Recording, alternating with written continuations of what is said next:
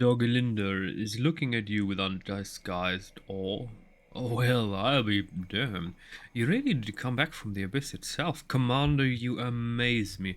Well, if you're doing miracles now, maybe you can pull our logistics out of the abyss while you're at it. Because in your absence, that's exactly what it's gone, all the way to the bottom. We have a shortage of, well, quite literally everything. Don't take this as sedition, Commander, but I'll give it to you straight. Right now, there's no way of acquiring anything legally. Her Majesty squeezed all she could out of Mendev to march on ease, and we've been left with a bunch of measly crumbs. Fortunately, I still have some of my old connections in Mendev. The nation has been in chaos for the last few months. Without the Queen watching over them, everyone's taking anything that's not nailed down, but I know how to make sure we get something out of all this madness. Just a bit here and there. Has everyone in Mendev turned to stealing? I can't believe it. But if we have no choice. You know, war has claimed many lives, deserted villages, abandoned houses, manors of noble lineages that have been cut short. If they don't belong to anyone now, maybe we could take them. I don't like this. I get it, this isn't the time to be squeamish, but joining in on the plundering of Mendev, that's too low. If we can't avoid it, let's sell our own spoils on the black market instead of stealing. Let's consider our options in more detail.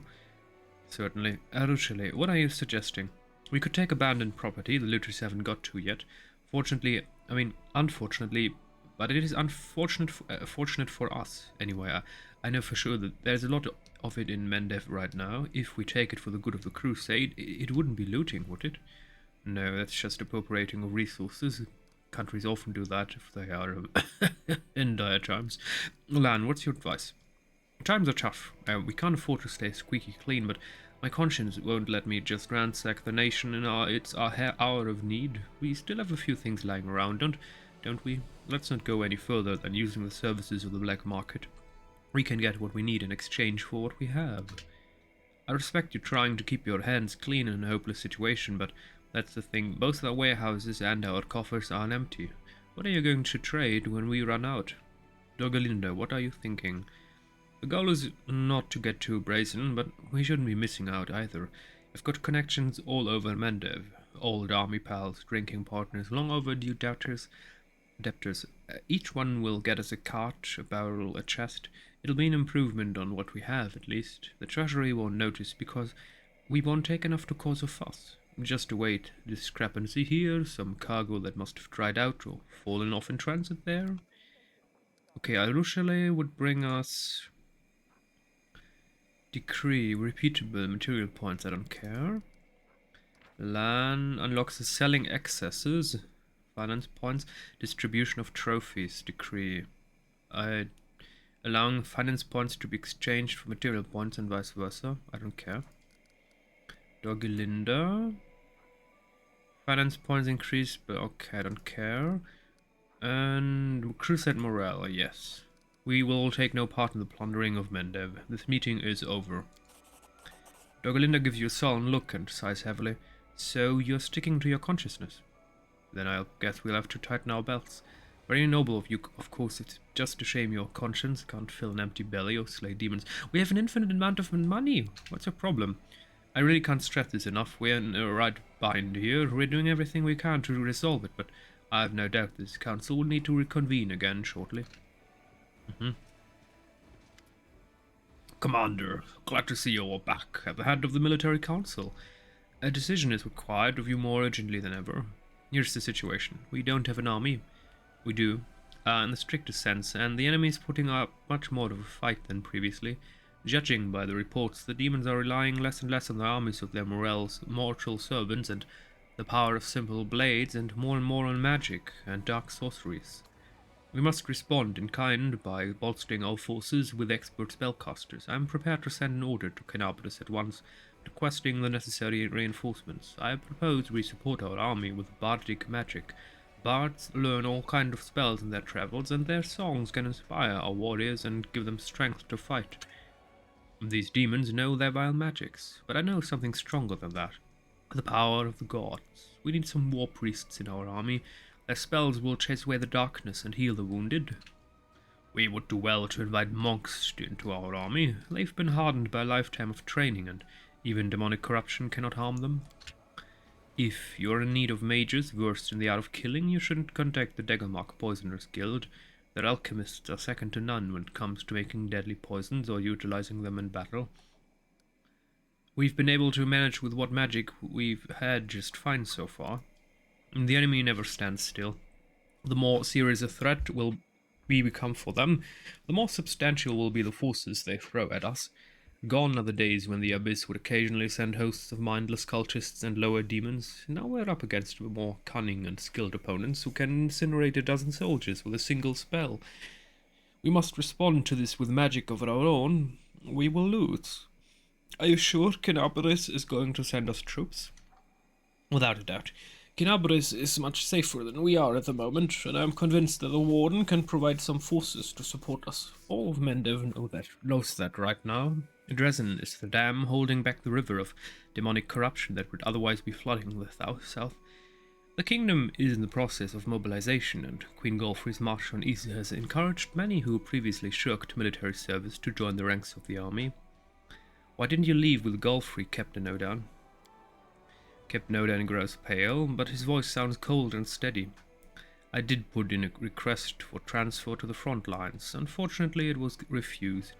Command determined that due to the physiological trauma I suffered during my years of service on the border, I am no longer fit for the battlefield command. He lowers his head. As much as it stings to admit it, they may be right. It's been a long time since I smelt burning flesh and heard the screams of battle, and I can't guarantee that when I do, I'll be able to maintain my composure, that I won't fail the soldiers who will be dependent on me. However, I can still serve them by staying where I am. Well, I want to hear the opinions of my advisors. Celia, are the war priests battle ready? Of course. There are plenty of brave and honest people among them, and serving the gods of light makes it their duty to resist evil. Many war priests made a conscious choice to forego a life of peace, because their ideals wouldn't let them stand idly by.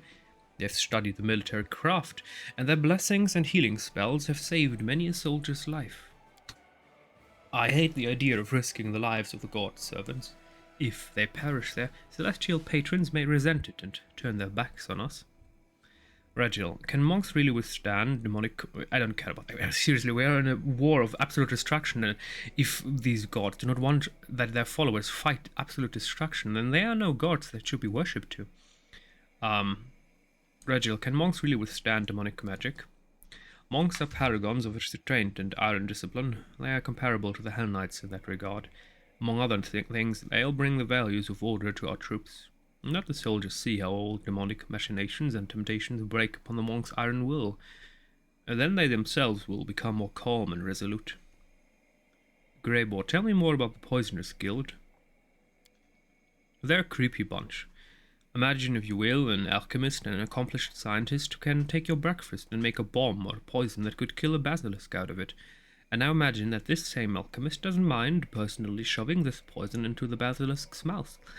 That's a pretty good description of your average member of the Daggermark Poisoners Guild. They sound cool. It's true their blades coated with magic poisons are not as dramatic as calling down lightning from the skies, but they are just as effective and far less conspicuous. You underestimate the power of dark magic, Greybor. A poisoned dagger can't send every scoundrel in this world to Pharasma. Captain Odan, how can bards help us on the battlefield?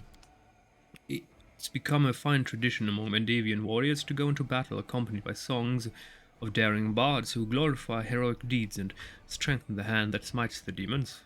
Their ballads will inspire our soldiers, and their spells can prove useful in the most unexpected situations. Bards. Their tongues are too long. Okay, war priests. Main spellcaster's lord provides weekly recruitment growth for war priests. Oh, light maze, but they are okay. Cure moderate wounds, dispel aura of courage. Yeah, that's not great. Monks. What about monks? Damage reduction, slashing, also melee. Martial arts masters. Oh, but 600 HP. Oh dearie, they are good tanks. Yeah. Daggermark Poisoners Guild. Assassins. Dagger, only melee. Poison Strike. Sneak Move. Unit can teleport to any unoccupied square instead of moving. Oh. Bards. Aura of Superiority. Again, bonus to ability score. Bonus to attack. Oh. Aura of Caution, Protection. Okay. Bards will inspire a warrior. We go for more. I mean, these are individually, they are the better fighters, but then again, bards seem to be quite interesting in terms of their abilities. Caution, bonus to saving throws, bonus to AC, attack, ability scores. Let's do this all rounder. Let's do bards. Great. Of course, not every bard is willing to brave the battlefield, but I will personally select the most courageous ones. They'll be a great boon to our troops' morale. I will send a letter to Kenabris immediately, requesting a group of spellcasters to be sent to our aid. I'm certain they will arrive soon, Commander. Oh my goodness, the mass murderer. My friend, I should like to request your help. Oh dear. Camilla's face remains calm, but her voice trembles with excitement. Remember how much fun we had in Alushinura? We went to the brothel together and had an excellent time there. You did enjoy that little adventure of ours, didn't you? Camilla licks her parched lips. I wish to invite you to go on another adventure with me. You won't be opposed to escorting me to Kenabris, to my father's old mansion, the place where I spent my childhood? She lowers her voice to a conspiratorial whisper. I'm certain that is the place where I shall finally be able to contact Mireia. Why to Kenabris specifically? Because it is what I want, understand? My desire alone must be enough for you. Camilla stops. A shadow of fear crosses her face, but she immediately hides it behind a modest smile. It seems I lost control over myself. I apologize. Over the past few days I've expended great effort trying to summon Mireia and make her talk. The exertion, it has taken its toll on me. So you brutally murdered more people. Guam Mansion in Kenabris, where I grew up, is a special place. It wasn't extraordinary before, but it has become so for me. It is there that I learned to communicate with spirits and embarked on the path of the shaman. It is where I took Mireia prisoner and bound her to my amulet. I am positive that it is where I shall finally manage to muster all my strength and break the wall Mireia has built against me. What are we going to do there? Camilla shrugs graciously. We shall try to find a more comfortable place for meditation, and I shall summon Mireia's spirit. I don't know yet how exactly this can be done, but I believe that I shall be able to figure it out once we are there. Alright, oh dear. Camilla's black eyes shimmer like two lakes on a moonlit night. Thank you, my friend. I shall await your earliest convenience. The final drop. Oh dear. That one won't end well. Ragil. How are you doing without your squad or your rank of Paralictor? Ragil shrugs his shoulders. It has given me little cause for emotion. I am a competent leader, but for me, leadership has never been an end in itself. Any position that allows me to effectively achieve my goals will suffice.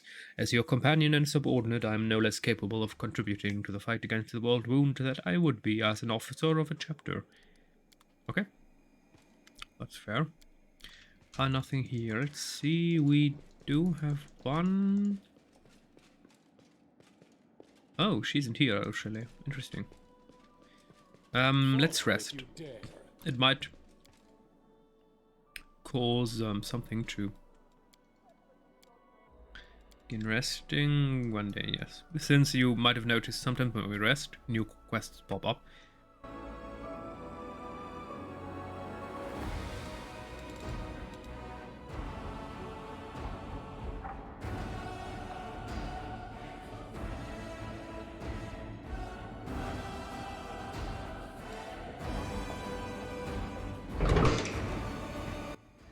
I knew it.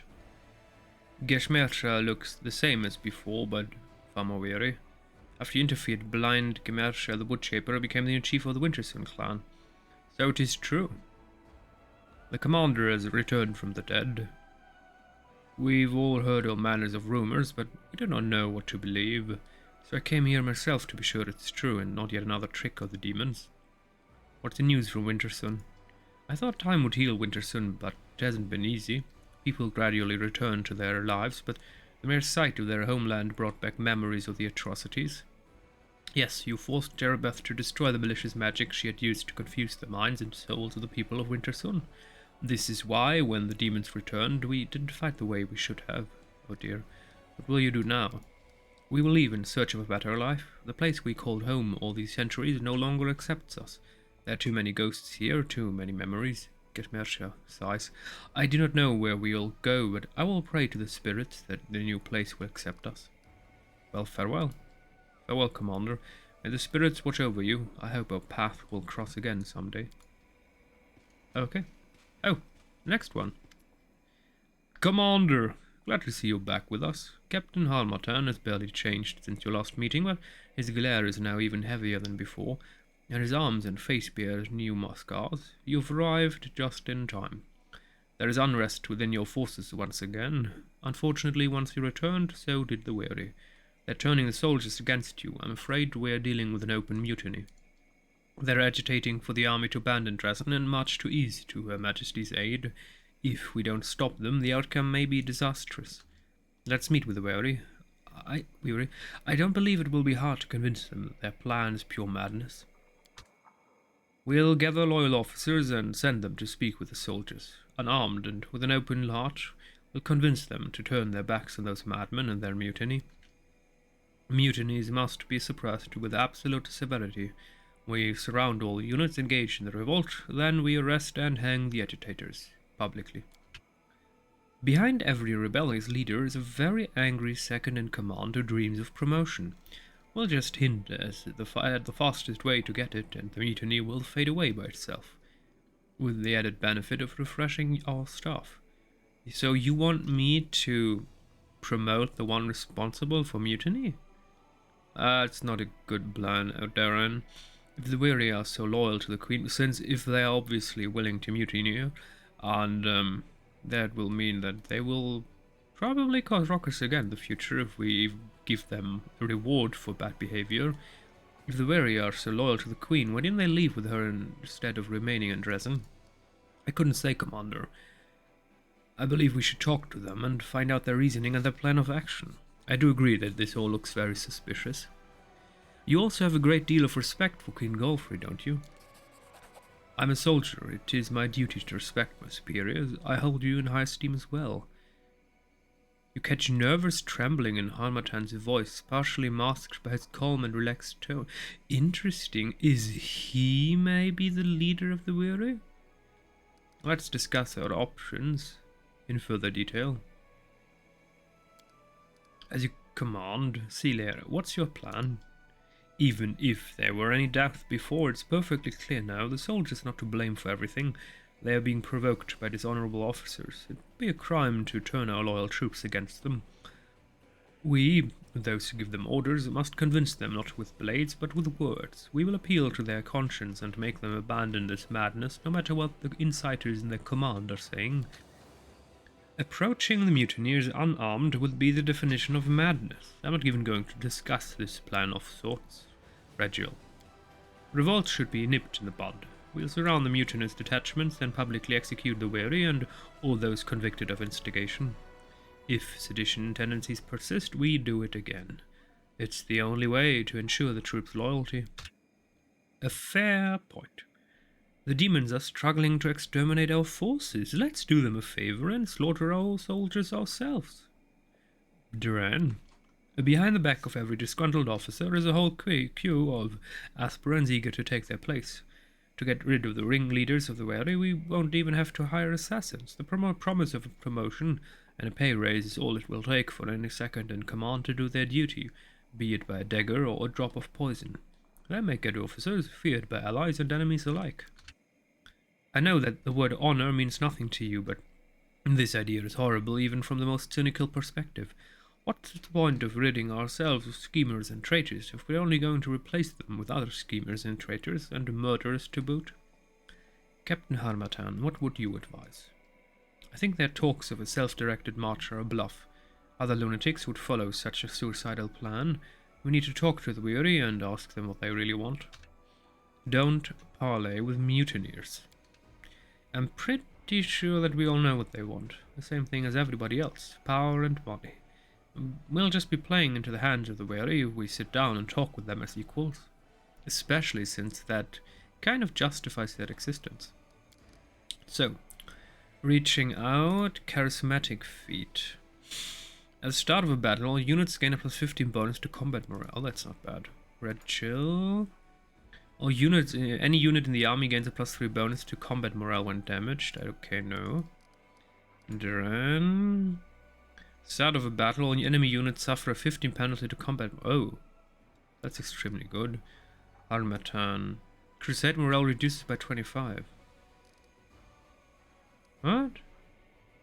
I'll do this my way. We'll surround their forces, cut off their supply routes, and maintain the blockade until they give in.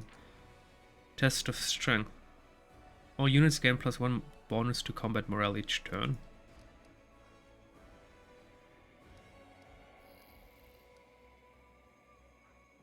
That doesn't make any sense. Obviously, this will be followed by something. By what? Harmatan, parley with the weary. It just doesn't make any sense. What will we gain? Harmatan the weary.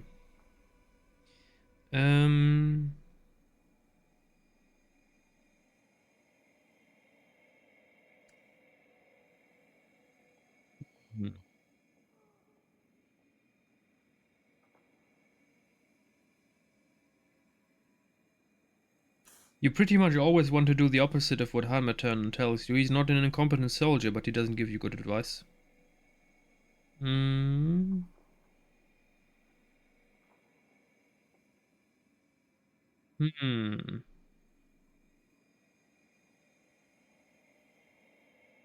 So, yeah, we're not going to do that. It's just stupid.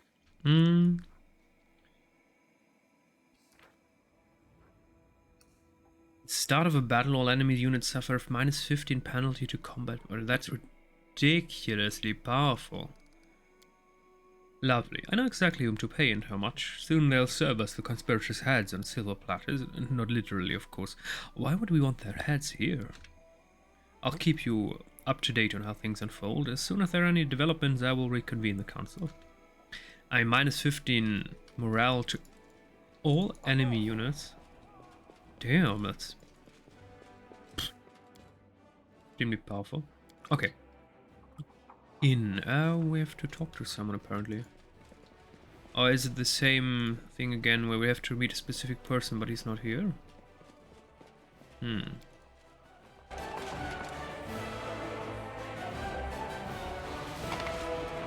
I do what I must!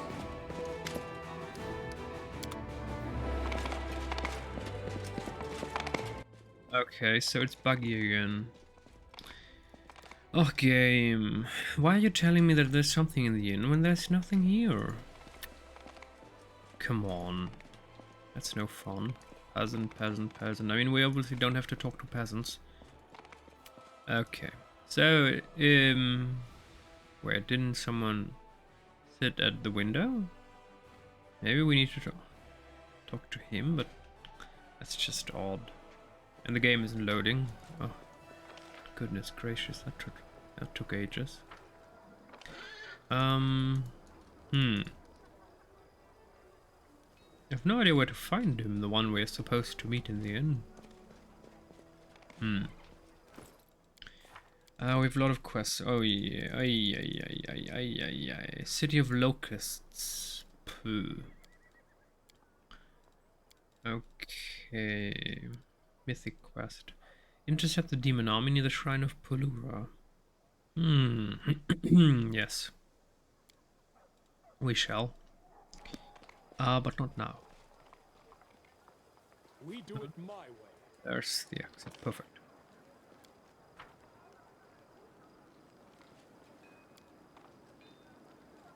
Exit. Okay. he wants to go alone with us, but where is this area he wants to go? I mean, he seems to be very, very, very troubled. And who's oh, Drag Crossroads, there it is. Okay, Grey Ball. Okay. So we're going to change our squad.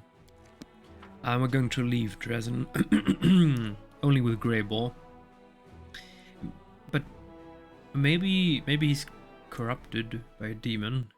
Maybe it's a trap designed to kill us. I don't know. Follow if you At this point, anything's possible. Just a bit disturbing.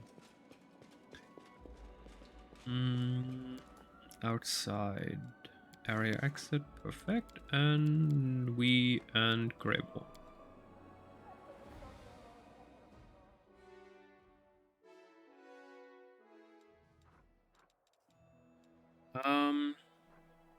Party encumber. Oh, come on. Are you serious, game?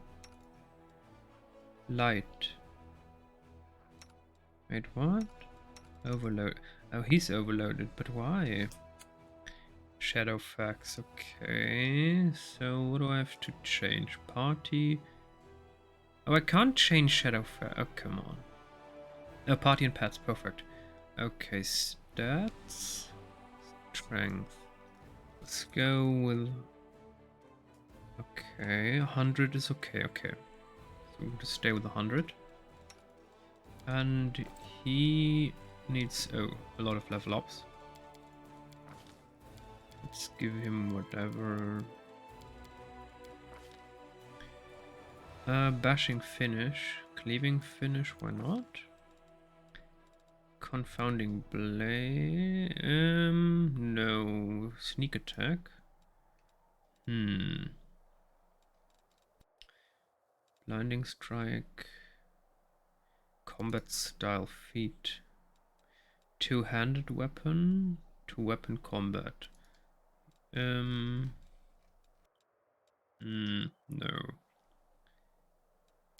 Confounding blades. Let's do this. And we will have to get a couple levels with him. We're level 17 or something right now. Greater Dirty Critical Mastery, Dragon Style. Greater Weapon Focus, Battle Axe, yes.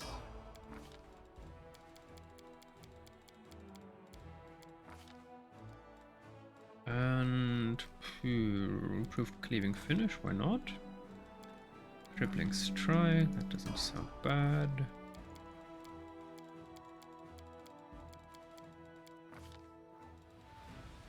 Greater Weapon Specialization, sure, why not? Dwarven War Axe. And another one, still not biting the dust. Piranha Strike, Weapon Specialization, Battle Axe, perfect. Double Debilitation. Whenever the character inflicts a penalty against a target using the debilitating... No. Opponent that is dealt sneak attack damage by character with this ability is affected by time. Fast stealth. This ability allows a character to move at full speed using the stealth skill without penalty. Ooh. Okay. That doesn't sound bad. And level 17, perfect.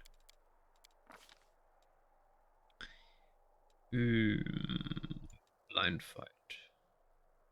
Immediately every time you miss because of concealment, you can reroll your miss chance percentile roll one time to see if you actually hit. Oh, that's good against the demons that can duplicate themselves. Slayer advance. Oh, we are level 18 already. Okay, never mind.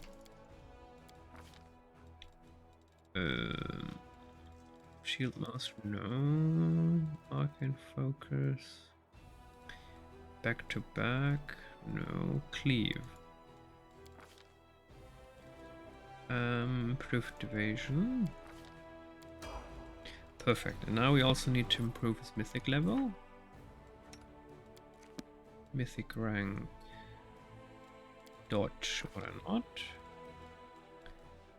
And Q2. Ever ready. And an abandoned bait, no. Leading strike. Every time you hit a target melee combat, you leave a mark on, yes. And we're going for weapon focus battle axe. And let's go for bull rush, why not? And we're going for last stand, why not? And another one, okay. Second bloodline, he has in him the power of, I don't know, celestial bloodline, why not?